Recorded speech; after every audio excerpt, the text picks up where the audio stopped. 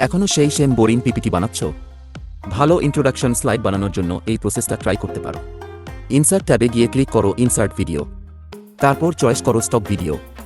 এবার তোমার সামনে নানা টপিকের ভিডিও চলে আসবে, সেখান থেকে নিজের পছন্দের মতো ভিডিও চয়েস করে নাও।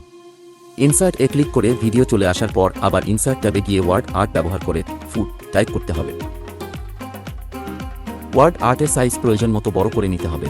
এর জন্য কন্ট্রোল হোল্ড করে প্রথমে ভিডিও, তারপর ওয়ার্ড আর্ট টেক্সট সিলেক্ট করতে হবে। উপরে সার্চ বারে যাও এবং সার্চ করো মার্জ শেপস।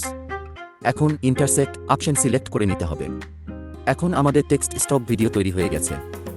এখন শেষে প্লেব্যাক ট্যাবে গিয়ে অটোমেটিক প্লে অপশন এবং loop until stop option on করলেই তোমার motion text introduction slide ready.